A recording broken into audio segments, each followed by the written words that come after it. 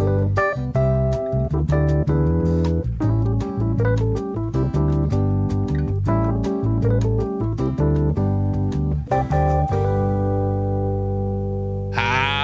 and welcome to another Christmas pod. Ooh. My name is Nathan. As always, I'm joined by my co-host, who's a dickhead, and his name is Laurence Christmas Heisey. Okay. Hello. It's our Christmas episode, and I just realised we don't have any special Christmas artwork. Maybe I'll whip some up tonight so we can. Oh my god! So I'm thinking some little Christmas hats on our little faces. Some hats on us. That sounds easy to do quickly as well. I can do that. A little change of the background or whatever.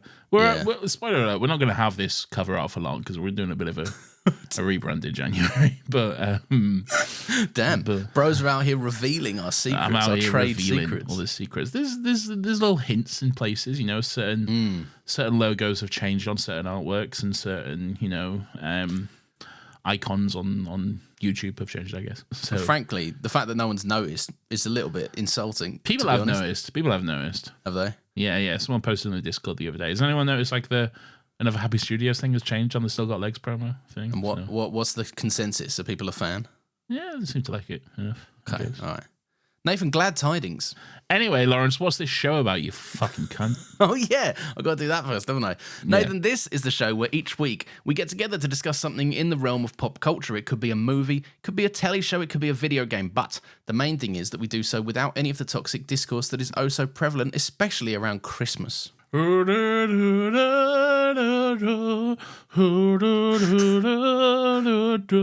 it. Sing it to him, brother.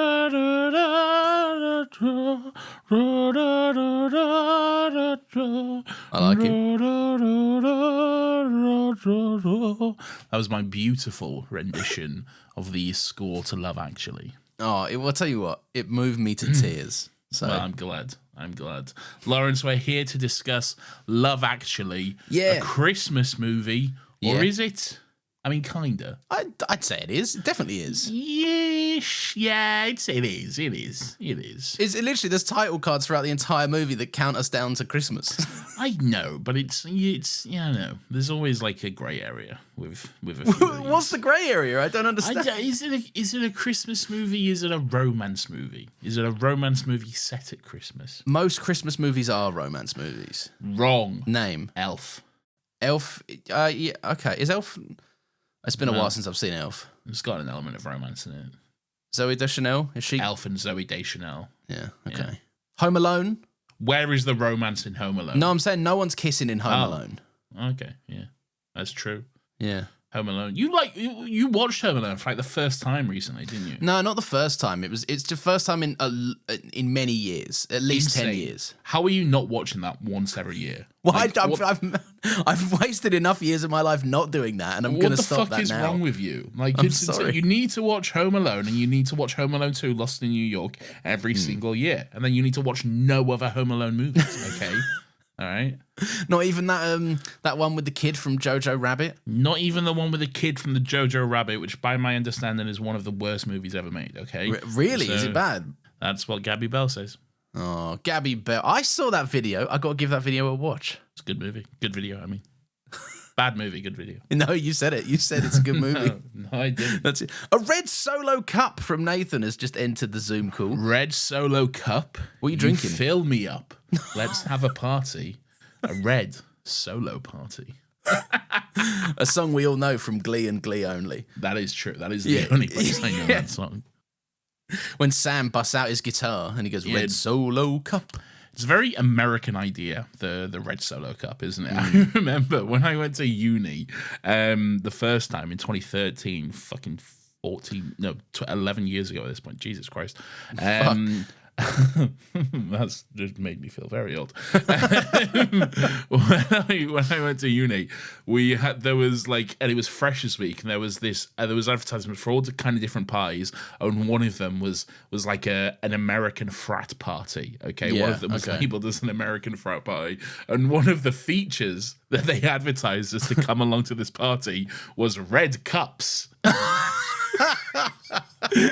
Which is so fucking stupid. Red car. What else would be there? Nerds getting swirlies. Letterman jackets. Yeah. Jocks in Letterman jackets, you know. A keg. A keg, yeah, a keg. Yeah.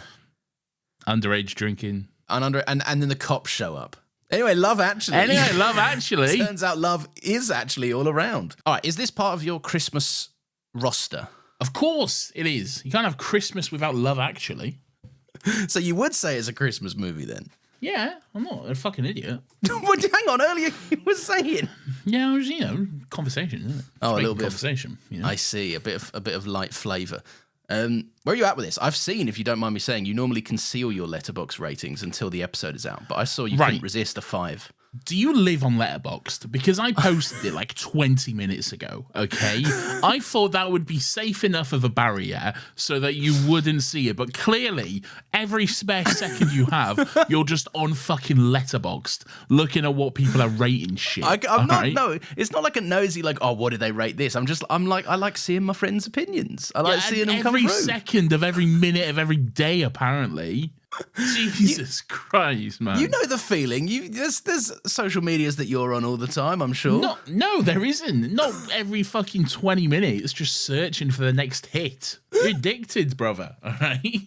I can't help it. I love cinema, Nathan. I love great cinema and I love 5-star reviews. Oh, God's sake.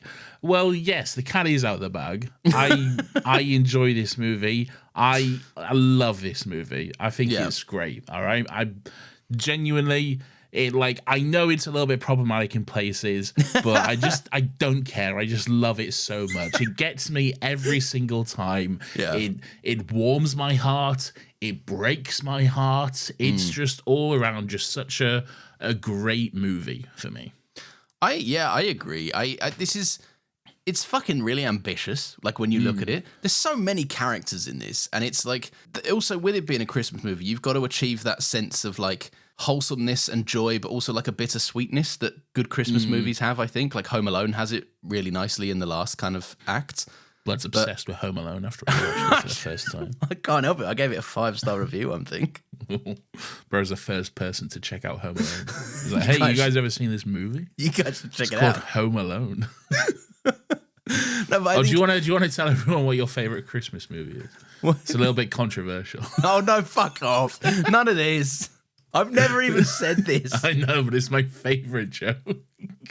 I love saying that Lawrence's favorite movie his favorite Christmas movie is Die Hard, and he loves saying it in that really dickheadish way. Like, hey, do you know what my favorite Christmas movie is? It's a little bit. It's not your average Christmas movie. Let's just say that, okay? It's not for average Joes like yourself. It's not one the regular people would pick. All right. You might even say it's not a Christmas movie, but it is. You'd be wrong. It's a Christmas movie, and I will fight to the death of it. All right. Yes. God, those people are insufferable.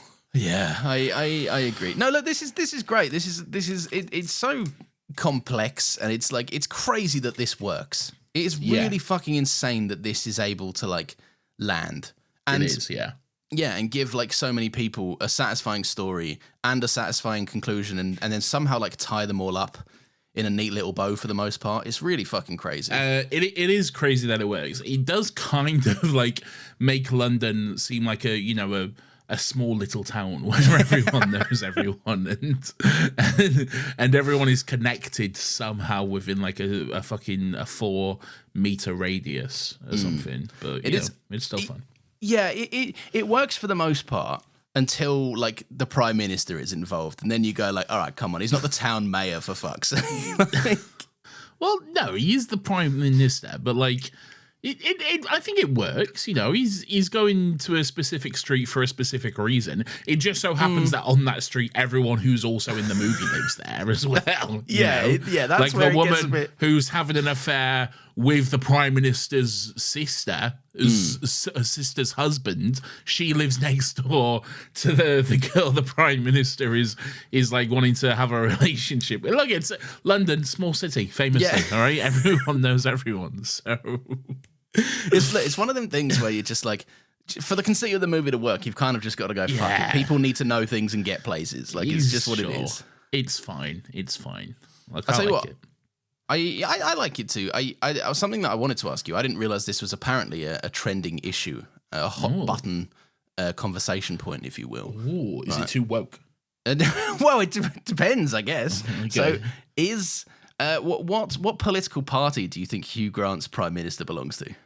Oh, I was hoping we could discuss this. Okay. Now, I think it is very obviously conservative. Okay. Yeah. I think he's a Tory. All right. Like, there's only one little thing which kind of would make me say Labour, but I feel like everything else about him, about the party, about his just whole sense of self, just says Tory to me. Yeah. Firstly, he's a little posho, but I mean, Labour are as well. To be fair, yeah, Keir Starmer's a bit posh, yeah, but again, plastic Tories. Yeah. I would say Tory, just based on the fact that at no point do we really see him do any work. Yeah, I think that's intentional though. They purposefully kept it very vague to like not play one side or the other. But no, I'm saying Tory. There's even the moment where he speaks to the portrait of Margaret Thatcher. Yeah, and says, "Do you ever have this problem?" Of course you did, you saucy minx. Like, I don't think a Labour. Well, Keir Starmer probably was the fucking dickhead, but like, I don't think a normal Labour PM would be chirpsing Margaret Thatcher in that way. Chirpsing long dead Margaret Thatcher. Yeah. The only thing which would have me sort of lead in a Labour direction would be not the PM himself, but the guy on the PM's cabinet who's I don't know, I guess like the Chancellor or someone in senior in the party, but like who's like in the negotiations with the president and stuff, and he's like having a good go at him. He seems like he's got a bit of a working class sort of Labour route about him, but it's tough. It's tough because it's vague. It is vague. It's intentionally vague. Yeah. You're not there. There's no realistically. There's no answer because it's not written that way. You know. Yeah. It's not written for him to be Tory or Conservative. It's just written for him to be the Prime Minister. You know.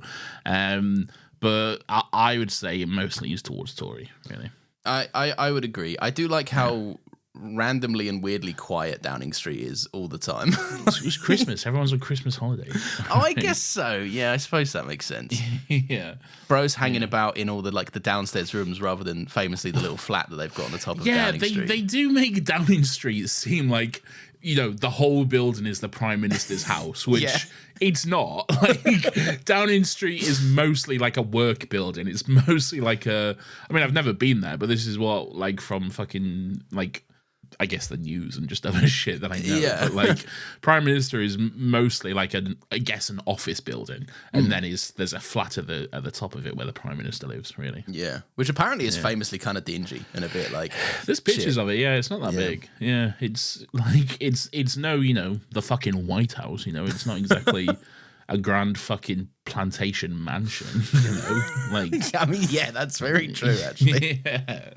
You just got to take one look at the White House and go, But again, that's the same. Not the whole building is like the president's, like fucking home or whatever. I reckon it's slightly bigger than the little flat. I reckon it's definitely bigger than the fucking Downing Street flat, yeah. I reckon the Oval Office is probably bigger than the Downing Street flat, to be fair. Probably, yeah. We don't have an Oval Office, do we? Like an iconic sort of Prime Minister's office, do we? No, I don't think so. We get the... No, my head just went to that little meeting room where they always meet the whoever the monarch is at the time. But, that's in Buckingham Palace. That's in the palace, yeah. You thinking of the Crown where they have the little meeting? Of course, yeah. That little room that massive room with 2 sofas in it. yeah. And the Queen's got a little bell that she presses. Yeah. All right, what's your of all of the storylines and intertwined relationships and dramas and such, what brings you back to this? What's your favourite? Colin Firth and I don't know the actress's name, but Oriel. Yeah. Oriel? I don't know. Oriel, I believe. Oriella. Oreos. Yeah. Yeah. Colin Firth and Oreos, all right? Yeah. I think it's the sweetest, it's just very sweet. Poor bloke, he's getting cheated on, all right? His missus is shafting his brother. Outrageous, all right? El brother, first of all, horrible person. All right. And then he goes away to Portugal to like write his book or whatever. And there's this sort of housekeeper, I guess. And yeah, just them falling for each other while with a language barrier as well, and them, taking the time to try and learn each other's language and stuff. It's just so very sweet and wholesome, really.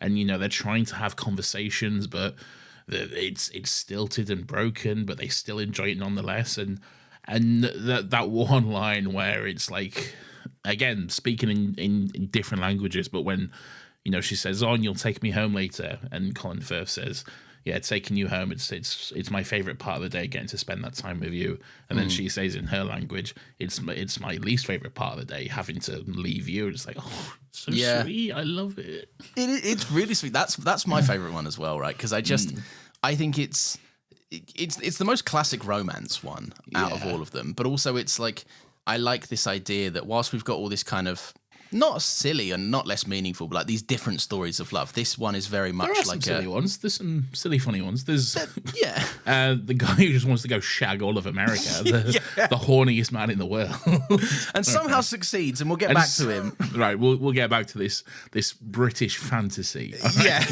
really will. But I'm in the same boat as you. I like I kind of like the idea that even though there's a language barrier, it's this idea that like, you can fall in love with someone on a deeper level. Like you can, of course. It's not just like we're two people attracted to each other and we're both good at flirting. It's more like we obviously have a connection here and we both know it despite not even being able to talk about it, kind of thing. Love transcends language. And it's beautiful. And I love love. It's beautiful. Nathan's mushy. Stop. and I like it. And it's funny as well. It's got its funny aspects. Like, I like it at the end where he goes to Lisbon and then he like goes to her house and is like, "Hey, I want to marry your daughter." And then he goes, "What? Her?" And he's like, No, your other daughter." And then he's got the whole fucking city walking to the restaurant where she works. And like, stuff's got lost in translation and stuff, and as they go on, it's like, oh, he's gonna take her to England to marry her, and then later it's like, oh, he's gonna take her to England and kill her or something. And they go, nice, yeah, cool. No, it's really funny. It's a great one, and obviously I like the little ending reveal that she's been learning English the entire time, whilst we don't follow her, but we see that Colin Firth is learning whatever language she's speaking. Portuguese, Laurence. Portuguese. All right, well, I didn't know. All right. They don't say it. They don't say like what it is or where she is in the movie. I could only guess that because I know a little bit of Portuguese because Laurence. Not to brag, but I've travelled a bit. I used to live in Lisbon, Portugal. So bro's experienced an intervallo in his time. I'm a man of the world. All right. All right. Do you want to talk a little bit about Colin before we move on to the others? Which one's Colin? Colin is the fantasy boy. He's Chris Marshall. Yeah. Chris Marshall is his name, who often comes up quite a lot in the discussion for who should play the Doctor, really. Really? Yeah. It comes up quite a bit. It's silly. It's pretty ridiculous, really. But it's funny, It is very funny. And there are people like this who do exist, so it's not like a complete fucking caricature, really. There are absolutely people like this. Everyone of like a certain age in England has met or been to school or knows someone of this demeanor. And like typically by the time they're in their 30s, they have like one mate left that's just the mate they're too far in and they haven't got the heart to tell them that they're a wanker. 100%, yeah. He's pretty funny though. Like when he's going off to America, he says something like, Colin's coming to conquer the world and he's got a big knob. That's funny, man. That's the part of it that it does just crack me up because it's like he is a fucking knob. Like if you knew him, you'd be like, oh, this guy is. I wouldn't be able to. Yeah, I couldn't stand him if he was like someone I knew. Yeah, but then he comes out with those lines. And you go, he is funny though. He should laugh, I guess. Yeah.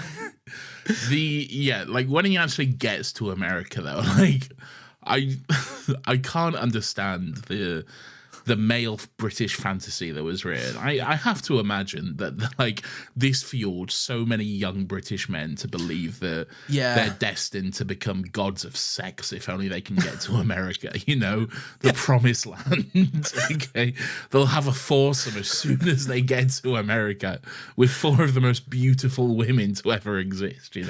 That's the thing, because they set it up as well.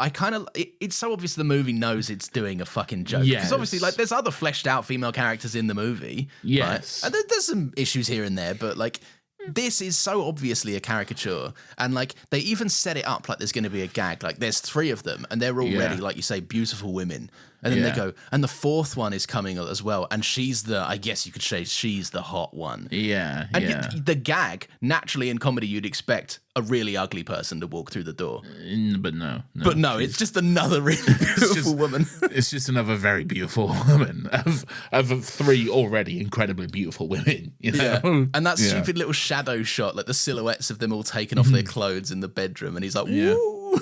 And they're all obsessed with him because of his British accent. And that's it. I tell you what, though, when I went to America, look, my ego boosted a little bit, all right? I'm not going to lie. Bro cleaned up. Bro was having foursomes in bars. No, I was not having foursomes at the bar, all right? But look, it feels good when people are like, oh my God, I love your accent. Where are you from? And they just want to talk to you and stuff. I'm like, yeah, I'll talk. And look. Yeah, I'll talk if you want. I played it up a little bit. I added a little bit of a Hugh Grant-esque little. I pushed myself up a little bit, But, I don't see what you girls are interested in, quite frankly. Do you know where I'd find a loo, please? It's been an awfully long time since I've wet the whistle, you could say. I think I'm going to need to go to the lavatory. I think. I almost thought they were like. The first time I watched this ages and ages ago, I almost thought they were kind of angling for the joke of like this guy that is like sex obsessed and wants to conquer the world with his big knob. Right? I thought they were going to play it off as like he goes there and the first woman he meets is the love of his life, and he completely becomes this sentimental, like love obsessed kind of baby, a shadow of his former ladness. Yeah. But no, I kind of like that they just went. No, it's just ridiculous. We're just going to keep escalating this dumb thing that we did. And he's going to bring them all home to America so his friend can also have an American wife as well. His friend, by the way, who is in Doctor Who.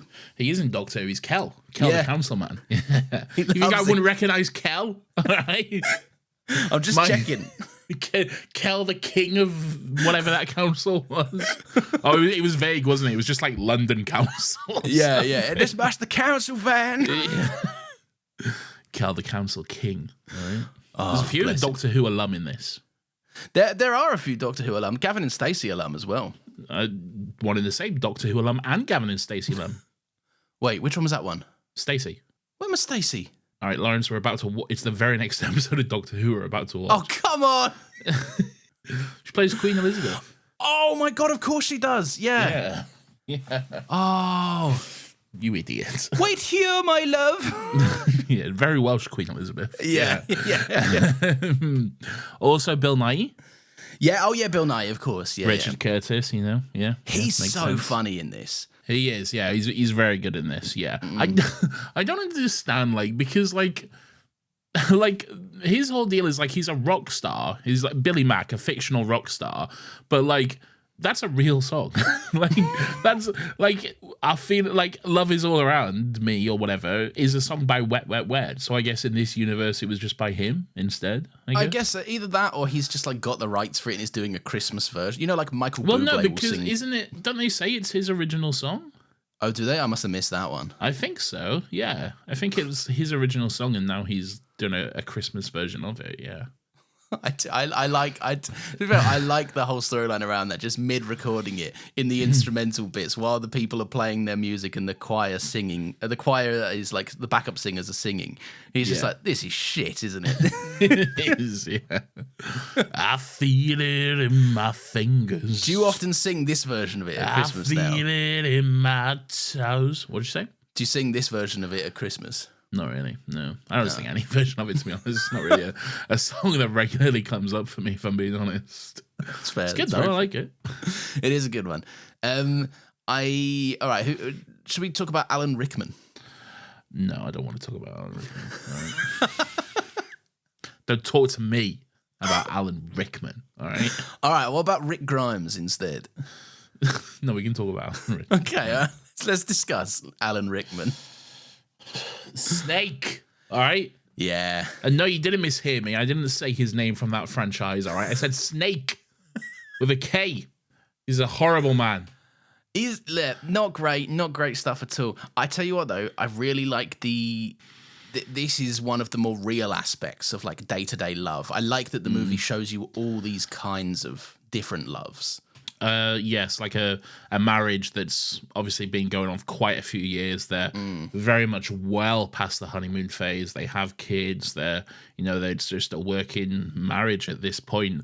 And it's just getting to that point where I guess it's just, it's something you got to work at. It's something you got to put the time in, put the effort in, and it's so heartbreaking. Like when Emma Thompson, like seeing her open that present and just the realization on her face, and but still having to play it up at the same time and play surprised and not show it. It's I can't believe she invented acting. First of all, she's incredible in that scine. She really is so incredible. She's great, and that whole storyline is just so heartbreaking and but also bittersweet somehow as well, that storyline, because like I don't know, it's like fuck Alan Rickman first of all, because he's a horrible bloke. All right, he's not. Like, Alan Rickman was by all kinds of purposes like a really good person and did a lot of good stuff. Rest in peace. But like in this character, he's a prick. In this movie, he's a prick. Sorry. But I don't know. There's just something about like the way she confronts him about it, and it's not this big like fucking fuck you, I can't believe that's you what I fucking love did about this. It. Yeah, it's just like a mature and almost measured conversation, really, between them. And then like we see them like a month later or whatever at the end, and yeah, we can see things aren't perfect. We can see there's still a little bit of something not quite the same there, but they're working on it. They're working on it and trying to make something work. And there's something about that which is, part of me wants to say it's foolish, but also part of me wants to say but you should work at it, because a marriage is something you should absolutely work at and not just give up on these things. That's the things that I really like about it, because it's obviously they've put some years in together, obviously. And I it's mature in all aspects. People often give this character a bit of jip for like staying with him, but like the world, and what I think this movie does really well that I appreciate is the world isn't like that black and white.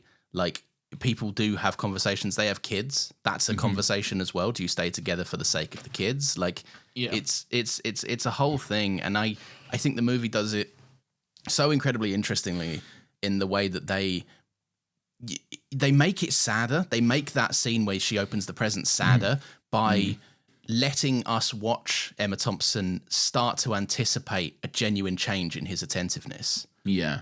And in reality, he's just been more light on his feet because he's been keeping secrets. Like it's very frustrating. And then that scene that I love when she confronts him, that it's not this blowout row. It's she says, "What would you do if you were in this scenario?" And when she pulls him on it, he says, "I've been a fool." And she goes, "Yeah, and you've made me look a fool too." And then as he goes to respond, she just walks off and starts speaking to someone else. And I think that's all the character needs for that agency. Like, it's clear now that if she makes a choice, it's her staying with him because it suits her, not him.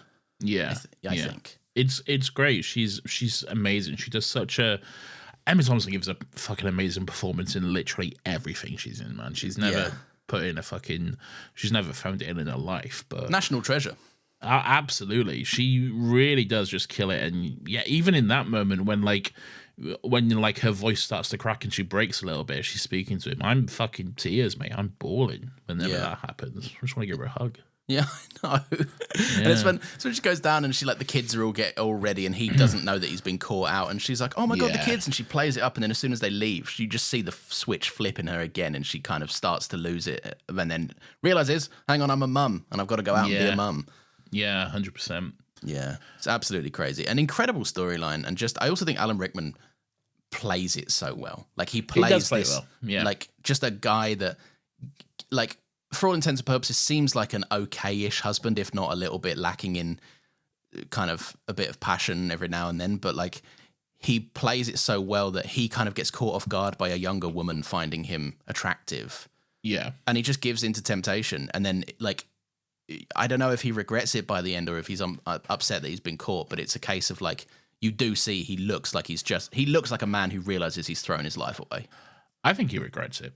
Yeah. I do think he regrets it. I think he was always, like, a little bit hesitant as well. I mean, say what you will, say that about, like, apprehensiveness about getting caught, whatever. It's, it can be whatever, but I don't know, that he was never like, yeah, let's fucking go, let's do this, let's have an affair and stuff. He was always on the back foot a little bit with it. Yeah, he didn't instigate much, but he didn't say no either. No, he didn't. No, which is the rough part. But yeah, no, that won't stay too long on it. But like, that's one of the most interesting aspects. That's where probably most of the drama of the movie comes from. I do love the scene with Mr. Bean when he's oh my god, when he's just wrapping the gift for him. That's just such great comedy. That scene, just the escalation of it is just so good, man. It's what he was born to do, isn't it? Just physical gags over and over, and then also I wrote down a couple of lines because the delivery on them is so masterful. Yeah. And when he firstly says lovely twice, but the second time he goes lovely, and it's really like built up. And then the other two that I wrote down were the flashiest of flashes, and the 'tis but the work of a moment. I really like when Alan Rickman's like, come on, hurry up, and he goes, prossimos, and the really exaggerated Italian accent as well.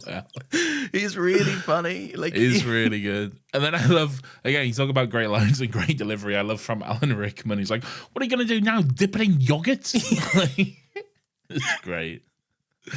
It's really fun. It's a great scene. And it's crazy that, like, I love this level of, like, star power that you can get him in for a scene like this and he just bodies it entirely and then largely dips from the movie, save for, like, one thing a bit later on. Where he's like, I don't know, the movie kind of implies he's some weird sort of Christmas spirit, you know? Like, he'll come around when you need him the most. You know?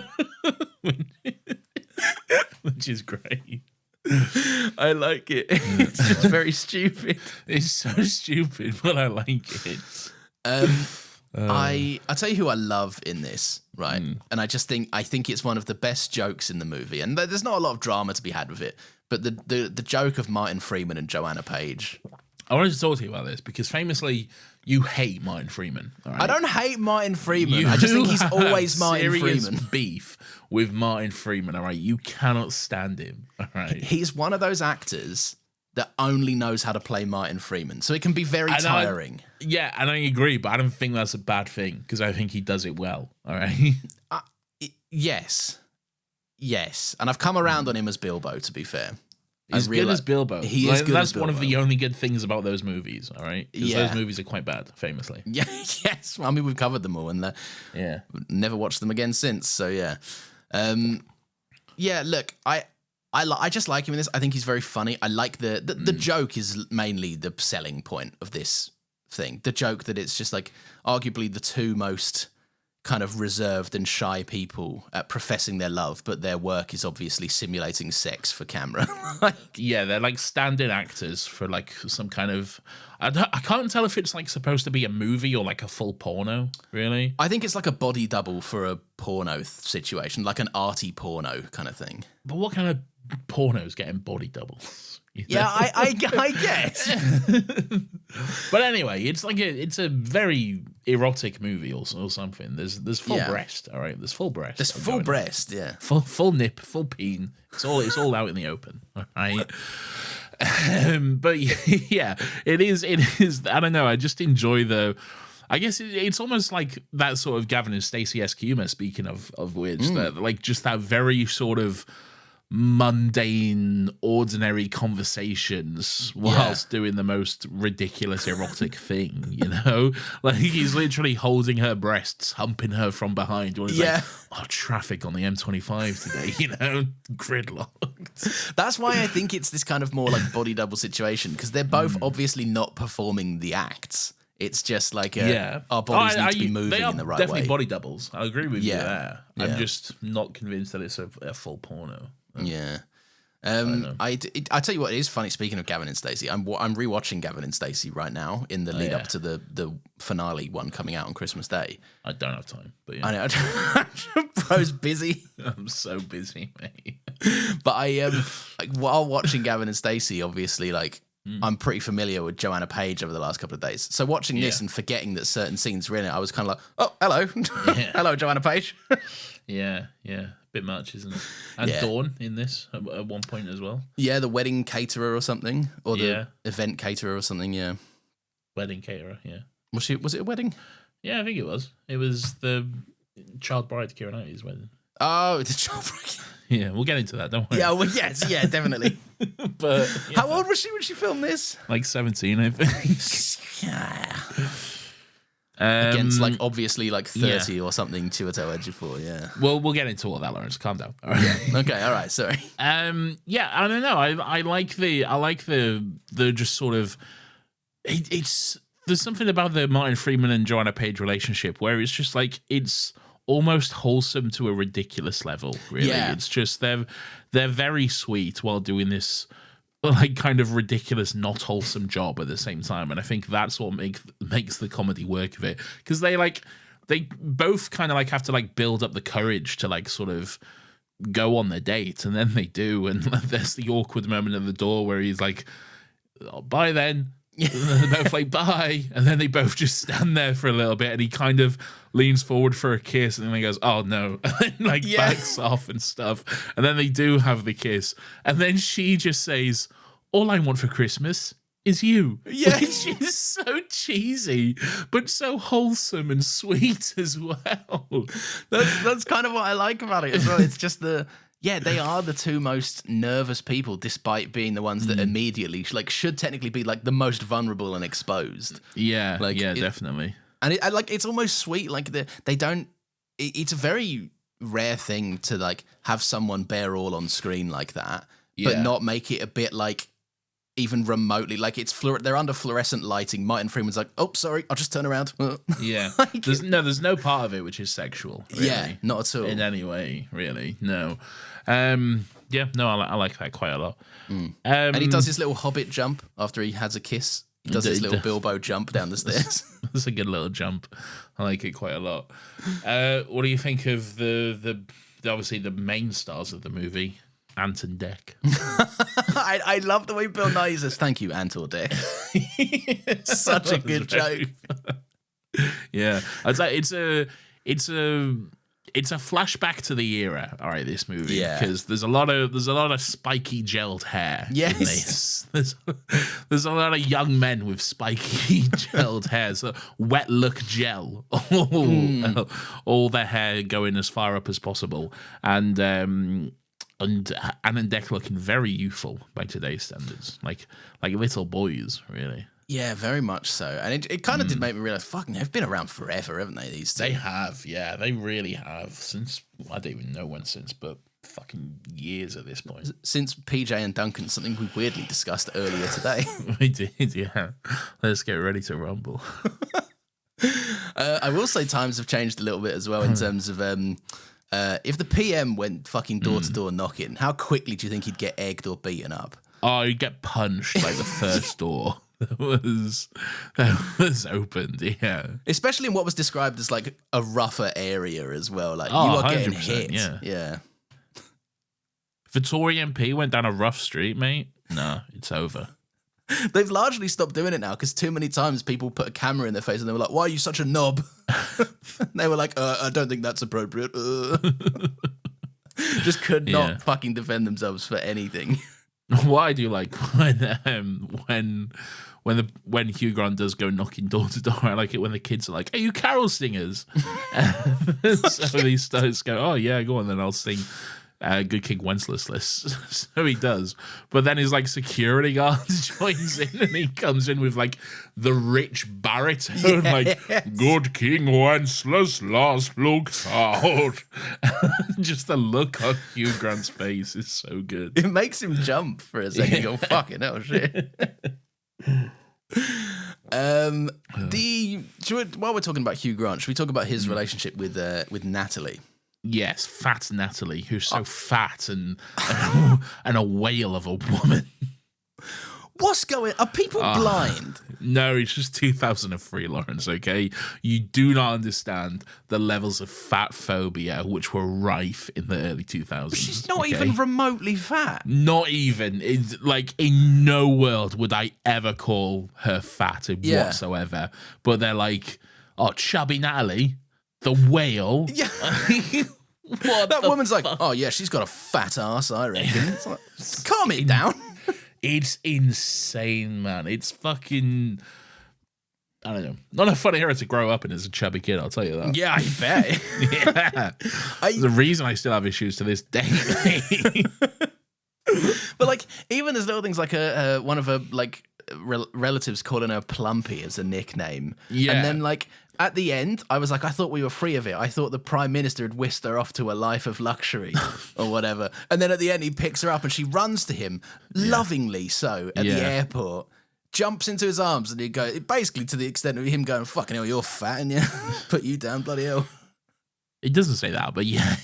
No, but you get it, right? I was like, oh, I thought you were the one character that wasn't going to make this joke. Yeah. Bit of a shame, really. Yeah, not great stuff. They do it with the Bill Nighy's manager character as well. It's kind of like the Mark Addy Full Monty effect, where it's like, look at the fattest manager ever alive. And I'm like, it's a normal bloke. It's interesting you say that, because every time I watch this movie, I'm like, oh yeah, I remember Bill Nighy and Mark Addy in this movie. I thought the exact same fucking thing, yeah. Yeah, but it's not. And then every time I'm surprised that it's not Mark Addy, you know? He's got the Mark Addy vibes, hasn't he? Yeah. Yeah, there's something about him. What do you think of their relationship, the Natalie and the Prime Minister, like that storyline? It's nice, yeah. It's a little bit sweet and stuff. It's not my favorite relationship in the movie, but I like it well enough. There's not a lot to it 'cause she's absent for a lot of it. She is absent for a lot of it, Yeah. because the president tries to, like, I don't know, Make a pass at her or something. Yeah. Bloody Yeah. president. Doesn't he know we have British stuff? Like Harry Potter? Yeah. Yay. It's weirdly enough, it's kind of sold as like the main one of the movie, like the main one to get behind, and I'm just like, I don't know. Yeah. I think this is maybe one of the weaker ones, if I'm honest. Yeah, I think so. Yeah. Yeah. There we are then. That's that, I reckon. Anyway, All right, can we get to Child Bride Keira Knightley? We can, or Sounded like we can't. well, can we talk about like just a really sad part of the movie? Really? Okay. Oh, the American woman, whose name I forgot, Joan or something. Is it Joan? I would say Joan. Who plays her? It's fucking Sarah. Sarah. All right. Well, not Joan. I don't know where I got Joan. Just wasn't Joan. But yeah, the American woman, Sarah. And she's kind of like in love with this guy in her office who's like, he's very handsome, very attractive, and he's got great hair and he's ripped and stuff, and he's a handsome boy and stuff. But then just like her phone's always ringing, like throughout the movie. Yeah. She's got a horrible phone with a horrible ringtone, and it's always going off, and she always has to take the calls no matter what.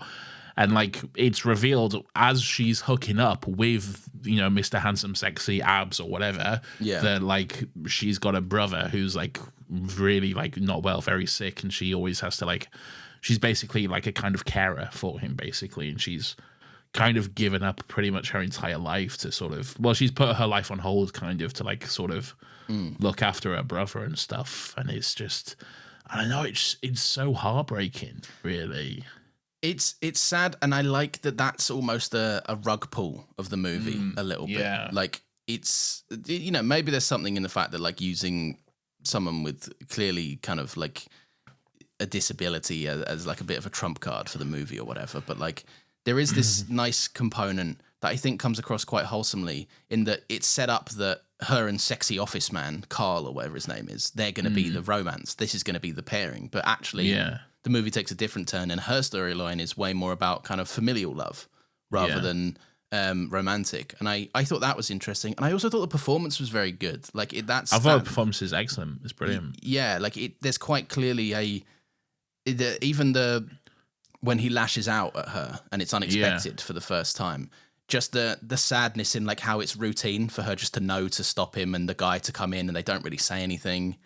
Yeah. And then like when in the last scene that they share together where he just kind of like hugs her slowly, I'm like, that's what this is about, man. This is like, yeah, I don't know. There's a bitter sweetness to it, but I also like that her love story was so strong that she gives up the things that she thinks she wants the most to help her family.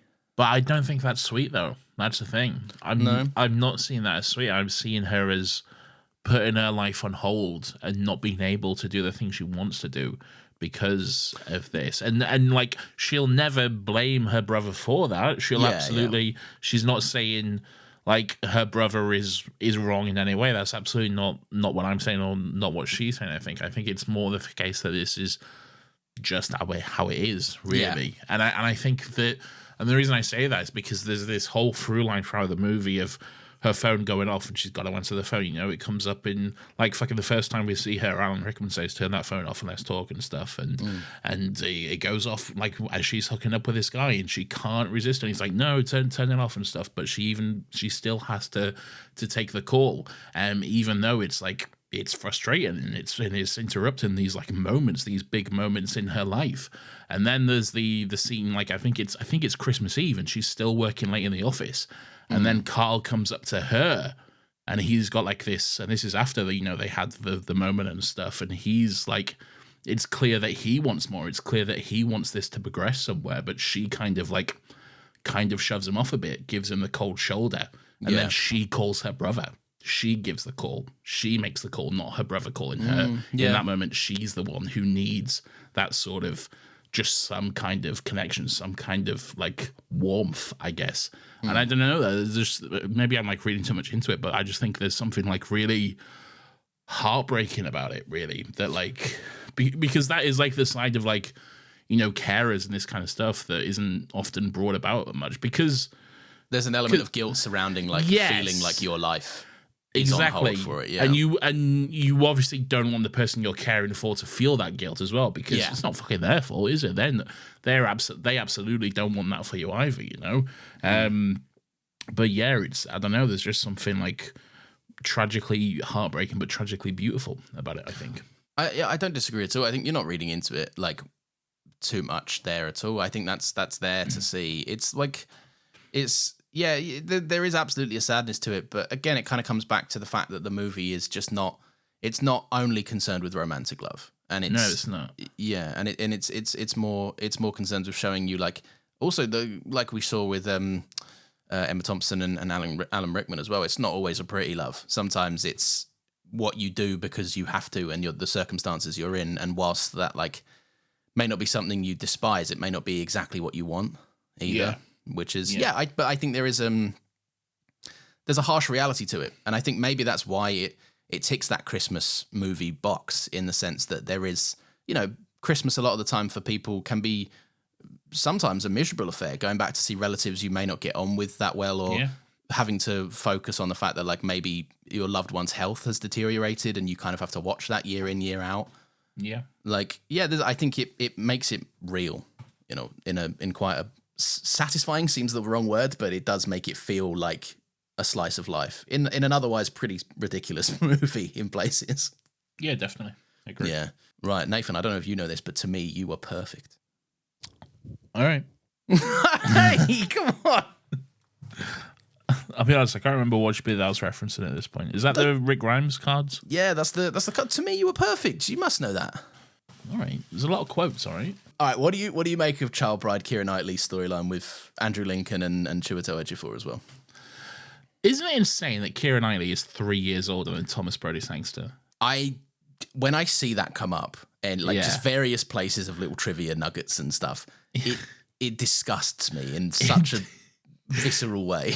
It disgusts me because she doesn't look like the joke about Thomas Brodie Sangster is he's always looked like this little boy, all right, and he still looks like this little boy to this day. He doesn't. He does look older. He definitely looks up. People say he's not aging. You're wrong. Yeah, he's definitely aging. All right, but look, he's got a youthful look about him. Don't get it wrong. All right. Yeah.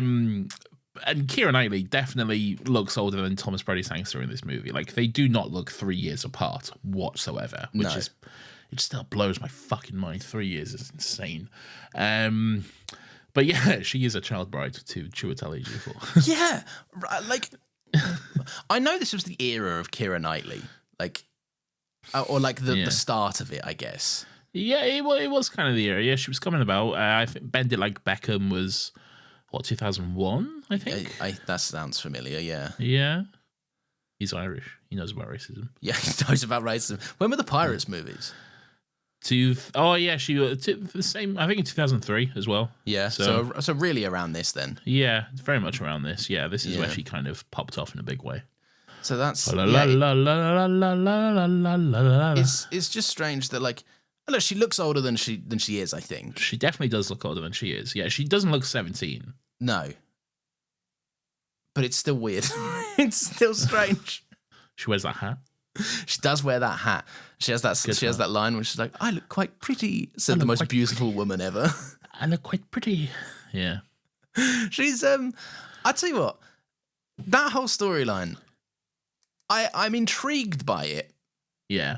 But like everyone bar Chiwetel Ejiofor, apart from I know he's got a child bride, but in movie terms, I reckon he probably hasn't got a child bride. No, I don't think she's literally 17 in the movie. Yeah. I think she's probably aged up. Yeah. But like, he's the only one that doesn't really put a foot wrong. The rest of them are kind of just like, speak to each other normally, please. Yeah. Have mature conversations and stop all this sneaking around business. Chiwetel Ejiofor doesn't really have much to do in the movie, really. He just kind of gets married and then is just like, I don't know, just disappears into the background, really. Yeah, maybe once every fucking half hour or so, he shows up to be like, tap Andrew Lincoln on the back and be like, we're best mates. That's plot important. You remember that for later, please? Yeah, you love my wife. Yeah. You love my child bride wife. Right, this move, you can't fault Andrew Lincoln for his riz. This is such a fucking crazy move to pull. It's, right, first of all, let's talk about the wedding tape, all right? Insane behavior. Pervert behavior. All right, I attended your wedding. All right? I was your best man. All right. What would you do if I, and assumingly, fucking Andrew Lincoln was Chiwetel Ejiofor's best man as well. All right. Yeah, he was stood up the top with him, wasn't he? Yeah, sure. I don't know what you said, but yeah, sure. What would you do if for the entire wedding, I had my phone out, all right? And assumingly, I was just filming you and your wife, getting lots of cute videos and stuff, and making a nice wedding video, because I make videos. That's something I'm known to do. I'm famous for the videos that I make. Yeah. And then you find out I've just taken loads of videos of your wife, and I'm just like zooming in on her face as she rides off on a boat. By the way, where's Chiwetel Ejiofor on that boat? All right. Yeah. He's not on that boat. I don't. Just Keira Knightley. I'm rationalising. I think maybe he went below deck to get some champagne, and he was sniffing out those moments where he wasn't in the shot. Fucking hell, I might get a mid shot here. He just wasn't on that boat, man. He was literally just her. In terms of how I would feel, deeply uncomfortable. I mean, yeah, you'd be right to, really. Because it's weird. It's incredibly weird. Yeah. I kind of like. They're all of me. I see what the movie's going for. It's supposed to be like, you know, that I don't know if they knew that they were creating something seedy here. It's obviously meant to be this kind of longing, pining. Yeah, it doesn't come across as seedy necessarily. You can read it that way if you like kind of, you know, twist it a little bit like we did for a comedic effect there. Really. Yeah, but if you're like two podcast hosts talking about this movie. Yeah, but it is presented as that more sort of longing and pining sort of thing, really. Yeah. More than, I'm going to fucking, you know. Got this for later, my VHS. Got this for the old spank bank. Jesus. You know? Yeah, but then it stops being, and I know the movie acknowledges this, and I will talk about that very specific line as well, right? But it stops being longing and pining when he fully just goes to her house and is like, love you, big time love you. Well, yeah, but he doesn't say, because he's a coward, but he writes down without hope or agenda, he says. You being here is the agenda. That's you can't say that. Laurence, it's Christmas, and Christmas is the time where you tell the truth. Oh, yes. Even though it's famously the time where you lie the most. Oh, thanks. I love it. It's an avocado. Thanks. But and also, like, you know, the old. I'm not going to say it in case there's, you know, small ones listening, but you know the big one. Yes. Yeah.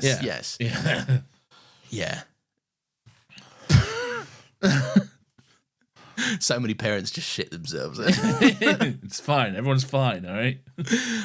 But yeah, it's a crazy maneuver. Look, it's an iconic scene. It's obviously an iconic scene, and it's there is an element of this is cute and this is charming. And when Keira Knightley gives him the kiss, right, that's like stop it. What is that? You know, is because like, is that anything? Are you gonna have an affair?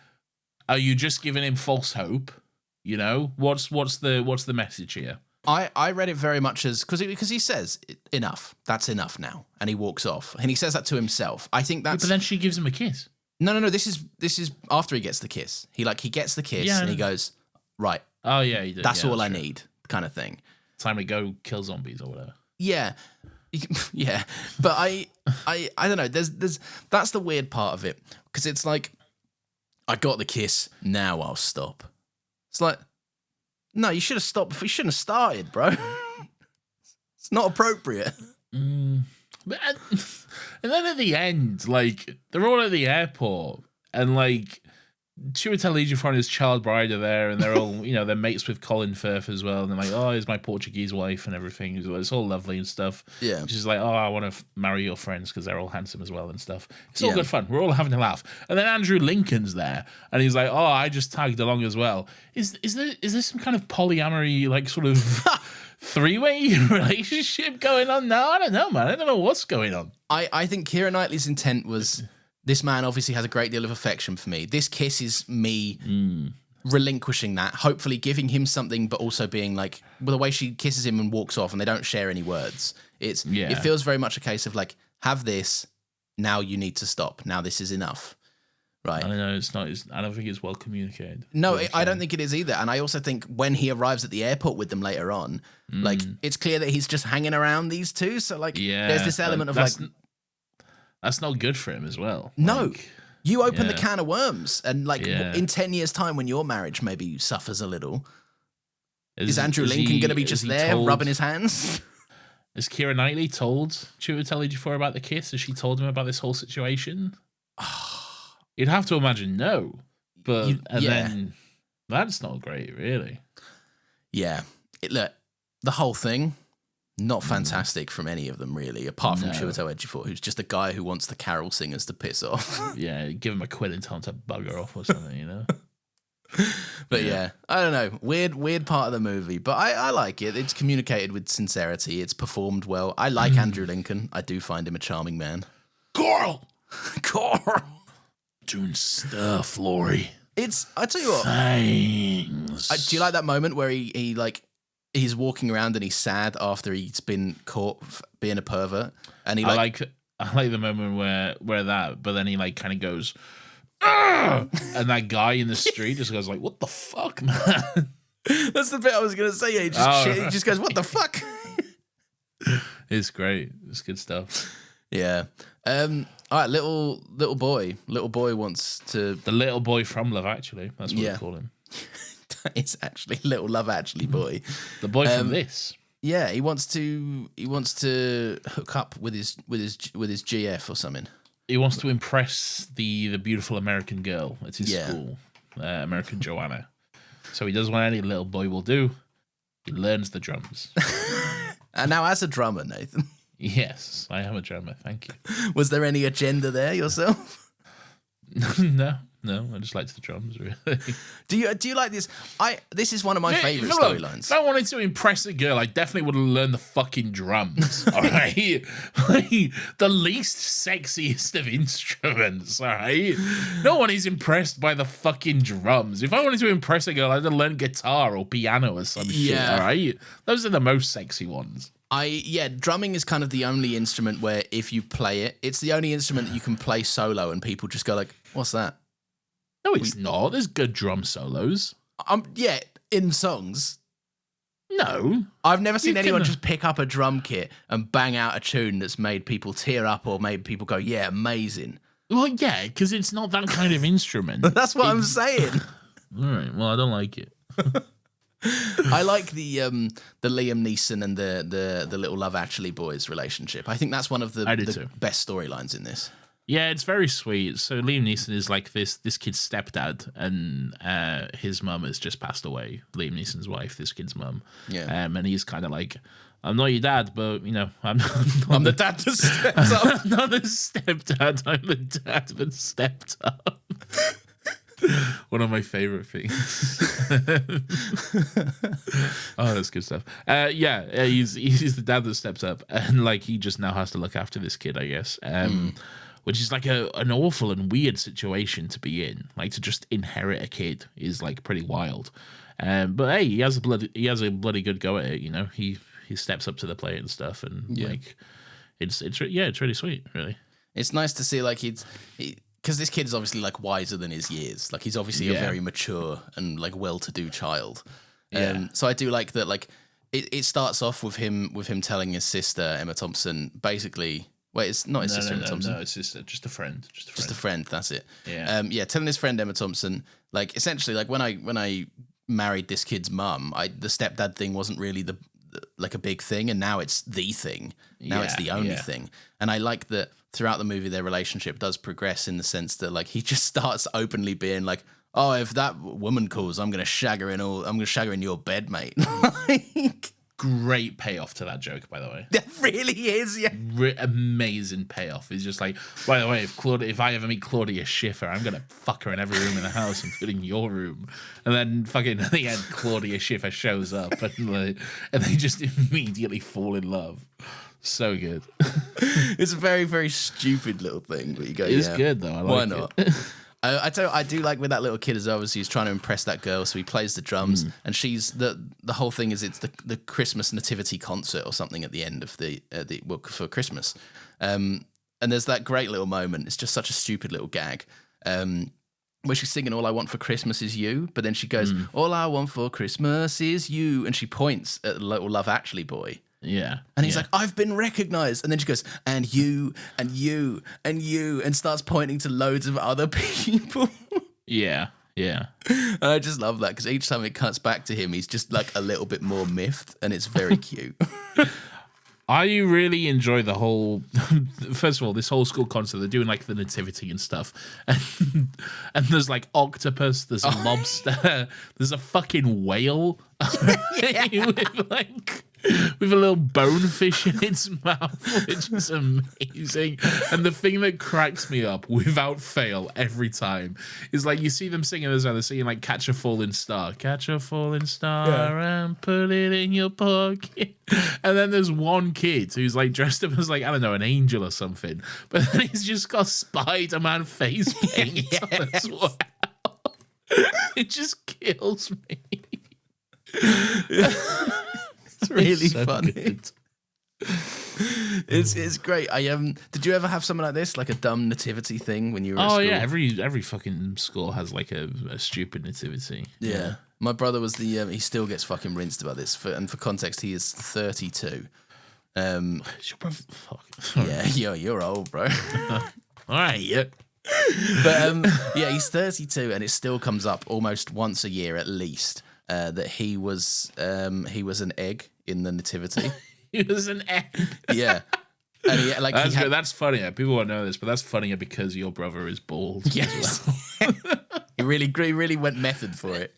But, no, he went as an egg. But the funniest part was everyone else was like pretty like normal ingredients, but the conceit of the nativity was that it was baking a Christmas cake. And unfortunately, he was just the egg. That's it. Why baking a cake? I don't know. You know, just because they've got too many kids than parts, haven't they? They do, yeah. That's why there's like a fucking lobster and a fucking whale and shit at the birth of Jesus Christ, you know? What else is going on in this? What else haven't we spoken about? Well, I like the little boy. You know, it all culminates, and he's got to do a mad dash through the airport to find his American bride. Okay, Yeah. And I just think it's pretty bad parenting. All right, on Liam Neeson's. I know he's not his dad; he's a dad that steps up. All right, but I think it's pretty bad parenting on Liam Neeson's part. 2 years after 9/11, all right, to just say, hey. Just fucking go for it, man. Just run through security and just have a fucking dash. He'll get shot. Yeah. Right? You can't do that. I find it so funny. This was real life. They would have shot that kid instantly. Yes, right? yeah. This is why it's funny, because like the movie, it doesn't shy away from it. They specifically, Hugh Grant has an opening monologue where he's like, and actually I don't recall any of the 9/11 calls being calls of hatred or whatever. So like canonically 9/11 has happened. 9/11 has canonically happened in this world. In the Love Actually universe. Yeah, we can confirm that 9/11 is canonical to Love Actually. Kevin Feige confirms that Earth 616 had a 9/11. Great. But yeah, it's crazy. He should have been shot. He should have been shot, yeah. I mean, obviously not because he's a kid. That'd be a horrible way to end the movie. But awful airport security, by the way. Just like being distracted by Rowan Atkinson and all sorts. yeah, I guess. Yeah. Anything else in this? Andrew Lincoln should have been gay. All right. No, just saying. Oh, do you mean for Chiwetel for? Yeah. Oh, okay. I think that would have been more interesting. And there's no gay couples in this, which is nuts. There's not. It's not, because it's 2003. Well, I mean, yeah, I guess. It's like if it was made today, yeah, but it's not nuts because it was made in 2003, all right? It was the norm. If there was a gay couple in there, they'd have been like, oh, I don't know about this. It's a bit much for these times, isn't it? I reckon there's a way to recut this, right? If you just refilm a Chiwetel Ejiofor My Dead Wife sequence and put that on his VHS instead. All right. There was a lot of that. There was a lot of Keira Knightley presumably had to film for like hours of My Dead Wife sequences where she's just like to the camera and stuff. Yeah, just having a little giggle, cutely. Just having a giggle. Yeah. That's me on it. I haven't got too much else to say other than I really like it. I think it's a great thing. Have you got any little things? Yes, I have one little thing and one little thing only. Okay. Unless I think of more. All right. Yeah. Banging soundtrack, banging score. Yeah. Right? Yeah. On two fronts it hits, okay? Every needle drop in this movie fucking hits. Amazing. All right? Yeah. And the score, sublime. Gets me every time. Yeah. Would you say it's better than the score from The Holiday? Given that I can't remember the score from The Holiday, yes. There's that one specific song from The Holiday.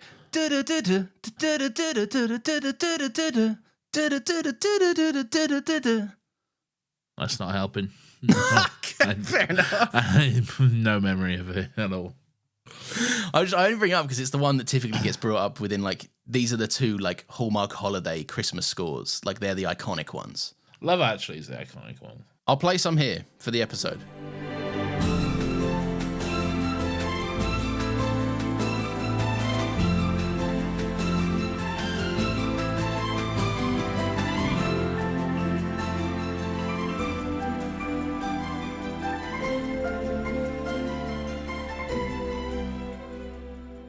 Yeah, I do. Yeah, that does ring a bell actually. But it's no.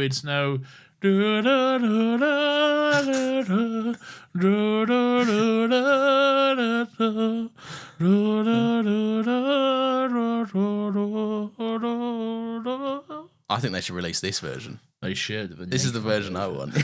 Yeah. All right. Little things. I've got some. And I'll list them off quick styles. First one is Liam Neeson is just like you for real, putting on the Titanic.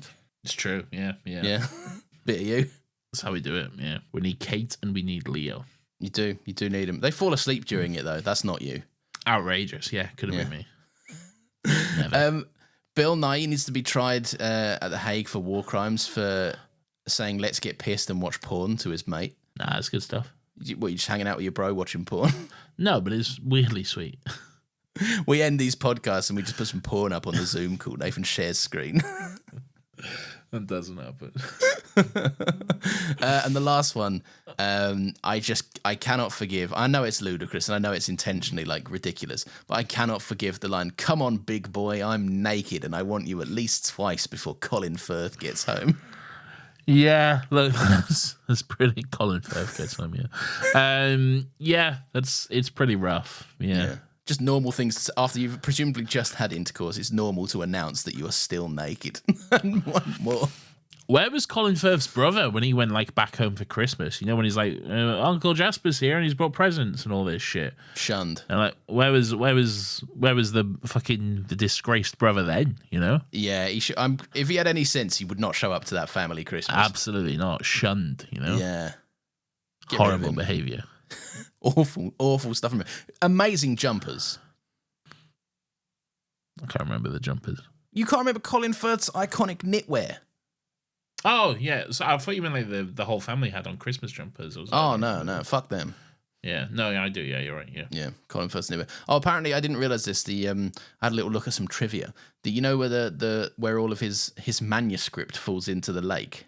Yeah, it's like really shallow, so they were on their knees, just flailing around in really shallow water. Yeah, that's fun. I like that. Is it possibly time to do another happy thought? I think it is. What is this, though, Laurence? I don't know anything about this. Well, you're here to learn, right? This is where the listeners get to have their say. We have a Discord server, largely for our other podcasts, Still Got Legs.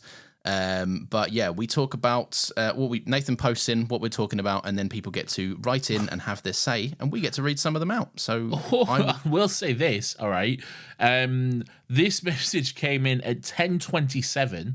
All right, this is the last message on the Discord because neither of us locked it apparently. Okay, yeah. And this came in, and it's currently 2 minutes past 11, so this would have been after we discussed it. All right, but the last message to come in was from Christina. Question for you to discuss (brackets if you haven't already): is Hugh Grant's character a Tory or a Labour MP? So a PM, sorry. So there you go. Well, we both think he's Tory. That's just the way it's the way it seems. Yes, that is true. I think you should read Pierce's since you stole it for yourself. I didn't steal it. It's a universal thing. No, you stole it. I mean, you should read Pierce's because you stole it. I'm reading Pierce's then. Fine. Pierce says on the Discord, I look quite pretty, said Keira fucking Knightley, which is very true. Very true indeed. So true that I had that thought independently. Yeah. All right. What else are people saying, Nathan? 10 out of 10 film. I watch it every year. Dare I say it's my favorite film, and I love how in the end all the storylines link up. However, the way David treated Natalie is appalling. Now, which one is David and which one is Natalie? I assume that's Alan Rickman and Emma Thompson. I would imagine so. Yeah. Yeah. I can't remember any names. Wait, so. Natalie is the... Oh wait, Natalie's the PM's miss. Yeah, the comically obese woman. David is the PM. Yeah, because they're the kids will be sorry, David. You know. Oh yes, he was just credited as the Prime Minister on Google, but he is David. He is called David. Yeah. Maybe there's a name reveal I missed. Number one sloth fan says, I haven't seen the movie. I'm not going to listen to the podcast episode. Sorry, I'm sure it's great. Read this so that other listeners get mad I got chosen over them. Great. Well done. Well done, Melina. You did it again. All right. All right, let me read another serious one. Pearl Goblin, aka Nat, says this was the first movie I ever saw that had a character with the same name as me, brackets, Natalie. I still worry to this day about cursing in front of authority figures. Also, Alan Rickman is an incredible actor, but his character in this is the absolute worst in the whole movie. Very true. Yeah. Yeah, I'll fight him to the death. Slimy boy. Carney says, guess who's back, bitch? Yes, I watched this again. This is still the best Christmas movie, and I wish I had Liam Neeson as a dad. Brackets. Also, Laurence, if you get the first part of my nickname without Googling it, I'll give you £25 on the Ko-Fi. So you put me in a difficult spot. Zetsabow,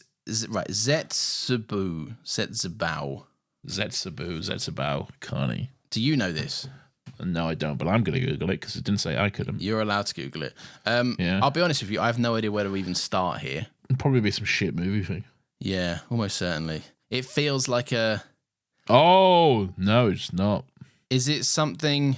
I don't think you'll get this, though, because I can see why Connie would think you would get it, but I don't think you would get this. Is it something either anime related? No. Or Carney and I spoke recently about Godzilla. Is it Godzilla related? No. Is it any sort of kaiju situation? Japan is the right sort of theme for it, but it's not related to something Japanese. No. Japan is the right theme, but it's not related to anything Japanese. Yeah. You have to see that that's confused me. Yeah, I can, but you'd understand if once you've seen it. I mean, look, what are things you like? What are things I like? Yeah, and I've talked about in the Discord quite a bit. Movies? If I were to remark about your fruit killing skills. Oh, they're remarkable. Yeah. Yeah. Okay. So think about that franchise. So Modern Warfare or Call of Duty. Well, Call of Duty. Yeah. Yeah. It's a zombies map. Oh, I don't know. I'm never playing online stuff like this. Yeah. That's why I knew you. Yeah. He's just the plot fucking Modern Warfare story. Roaring the campaign out. He just roars the campaign, and then occasionally we play shipment and just kill each other. One map that we like. Yeah. Yeah. He doesn't know that. But I did, so you should still give me £25. Yeah, Nathan knew it because he Googled it, so that's £25 to us, I think. I deserve £25. The last one I'll read out says, it's from Unlucky Hunter, and they say, just Googling Thomas Brody Sangster to make a joke about him still looking the same age 21 years later, and discovered his wife was married to Elon Musk twice. Given my brief deep dive, I think she seems a bit of a weirdo, but who am I to judge? I knew this because I brought this up way back when on Still Got Legs.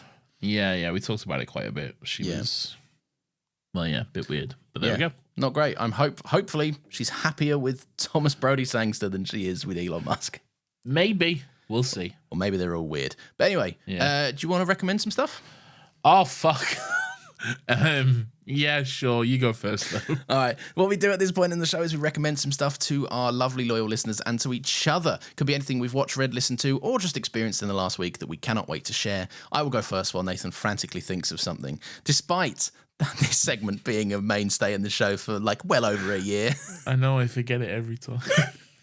I'm recommending the movie Carry On. It's on Netflix. It just came out. Carry on my wayward son. Something worse. There'll be peace when you are. All right, if you're Googling, you can't just absent-mindedly sing the whole time. Okay? Right, Carry On. Sorry, it's a good movie. Distracted by the Discord server, sorry. You silly goose. Carry On is a good movie. I watched it just recently. It's one of those Netflix originals that they've pumped like 200 million into, and you see it on the homepage for a week and then it disappears. I thought this time I'll actually give it a watch because I hear that it's, somewhat decent and cool, and I like Taron Egerton, and it's been a while since I've seen Taron Egerton do stuff. I also think Jason Bateman is pretty good as well. It's a good movie. It's basically, weirdly enough, there's a lot of comparisons to Die Hard, and it's also a Christmassy movie. So here we go. It's his new favorite Christmas movie. Everyone, it's obviously going for something in that vein, but yeah, it's a fun. It's not perfect. It's ludicrous and it's a bit silly, but it's a good time. And I think Taron Egerton is very, very good in it, and I was engaged, very much so. I liked it way more than I thought I would like it. Lovely. Indeed. I probably won't watch it, I'm not gonna lie. I think you'd have fun with it. I do. I really do. Maybe, but I've got like fucking 5 movies to watch in like a day, basically. So I don't think I'll find the time, really, Laurence, if I'm being honest with you. It might come up Christmas time over like you spending time with your family, because it's when I say it's like number 1 on Netflix, you cannot go on Netflix without seeing this movie. What time am I spending with my family this Christmas, Laurence? I'm fucking podcasting with you for all of this month. All right. We've mostly we've got fairly enough ahead of some of them. Oh boy, you wait. All right. Oh no. Okay. All right. I am going to be recommending a movie I haven't watched in a while, but I talked about it today, so that counts, I guess. Okay. It's WALL-E. Okay. Yeah. Yeah, I love the movie WALL-E. It's a good movie. I thought that was it then. That's pretty much it. I mean, it's WALL-E, I think we did an episode on it, didn't we? We did, yeah. Yeah, that's probably the last time I watched it, to be honest. But it's a great movie. I love it so much. It's genuinely Just a beautiful, really great story. Has a great message, although the director disagrees with that, which is wild. Fucking still the most insane thing I know about that movie. Yeah. Insane. How can you make a movie? Like, it's clearly like about fucking, the what am I trying to say? The environment and that kind of shit, and then just like, oh no, it's not about that actually. Like, it's like the definitive look after the planet movie for kids. 100%, man. What the fuck are you talking about? Yeah. That's like making Inside Out and then saying, no, it's not about mental health. What are you talking about? What are you talking about? Yeah. You're obviously insane. You're reading into something I didn't anticipate. Yeah, it's about weird little emotions. All right? That's one of the greatest instances where like people say like, oh, the movie is whatever the director wanted it to be. No, if you put it out in the public, it's whatever the public say it is. At that point, yeah, 100%. Like, yeah. Anyway, watch Wall-E. It's a good movie. Wall-E is a good movie. Can confirm. It does that thing. That was not a bad Wall-E actually. It's good Wall-E. Yeah. It does that thing where it just inexplicably puts like a real human being in the movie halfway through, and you go, ah. Oh yeah, it does, doesn't it? Yeah, the president or whatever. Phil Dunphy's the Walmart dad. president, who's president of both Walmart and the world or something. Oh yeah. Yeah. So obviously an anti-capitalist look after the environment movie. Very much so, yeah. By and large corporation. Fun facts which have been in the Pixar universe since Toy Story 1. I think I remember you telling me this on the show. Yeah, good stuff. Yeah, good stuff indeed. Anyway, Anyway, thank you very, very much for listening. If you've enjoyed the show, then please feel free to give us a little 5-star review. That would be very, very, very cool. You can also follow us on Blue Sky at Another Happy Pod, where you can suggest a topic for us to check out. And be sure to join us next week because we are recapping the whole fucking goddamn year. We are talking about some good stuff that came out in 2024. If you've been a bit sparse on it, this should be a fun episode because mostly this year we've just talked about series and like we've pretty much been locked into X-Men and Succession and Attack on Titan. So it could be a good opportunity for you to hear what we think about some of the newer stuff that's come out this year. Nathan is looking perplexed. I'm reading stuff. Okay. Yes. Also, Nathan last year we're recording it on Nathan's birthday, and last year he got horrifically drunk. So we're planning on doing the same thing. I will get horrifically drunk again. If you do feel so inclined, we have a Ko-Fi link in the show notes if you want to help us out with the running of both the shows that we do. Zero pressure to do so. Everyone's always welcome to enjoy the episodes for free and forever, unless you're Carney, in which case you owe us 25 quid. Yeah, you do, because I got that thing right or whatever. Yeah.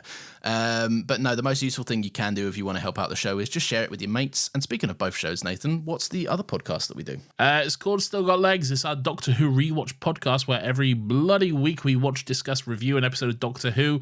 And to celebrate the 50th anniversary of the show, we're doing a whole bunch of special extra shit this month. This week actually. There's TV movie, there's bonus minisodes, there's commentaries, there's all sorts of shit going on. And the 50th anniversary special episode is coming out on Monday as well. So if you want to listen to that, stay tuned, subscribe to the feed, subscribe on YouTube, do whatever the fuck you want, listen to it wherever you want. I'm not your mum, but He's I could not be. Your mum. I'll fuck your dad, all right? No, hang on, stop. I will. Right, thank you for listening. Merry Christmas, and we'll see you next Friday at 10 a.m. It's not Christmas. Oh, here's something fun, Laurence. Let's do this. What should our next Christmas special be? Ooh, big call. I think I should let you pick it because I've picked the last two. Yeah, that's true. Although my last choice was horrendous and we never even did it, which was that Violent Night David Harbour movie. I've never seen it. He's like Santa but John Wick or something. I know the thing, but I've never seen it. Yeah. Why don't we do Home Alone? Yeah, okay. The face you just made was very not okay. We can do Home Alone. Let me type in Christmas movies. Should we choose at random? Should we choose whatever Netflix's shit one of the year is next year? No, I want to do a good one. Okay. All right, fine. We'll I tell you what, I'm doing it. I'm choosing one. It's The Holdovers. Oh, that's not a classic Christmas movie. It feels like a classic Christmas movie. They made it so it feels like to be straight away inserted into the roster. But all right, but can we not do that? But I like the vibe of us doing a classic Christmas movie. We can do that, but can it not be our Christmas special though? All right, fine. Maybe we can do that in December, but like Let's All do like a classic Christmas movie, like Elf or Home Alone or Muppets Christmas Carol or I'm going to give you the choice of 3, and you get to choose the 3, and whatever you say goes. All right, Elf, Gremlins, or Die Hard. Elf. All right, I'm done. That's fine. Elf is cool with me. I'm doing fucking Gremlins or Die Hard. All right, it's a classic Christmas movie. All right. Wicked stuff. All right, thanks for joining us. We'll see you next week. Stay beautiful, everyone, please. Merry Chris. Oh, by the way, yeah. Did you say last episode of the year? Next year, yeah. Did you say all that? Yeah, I think so. All right, cool. See you later. Bye.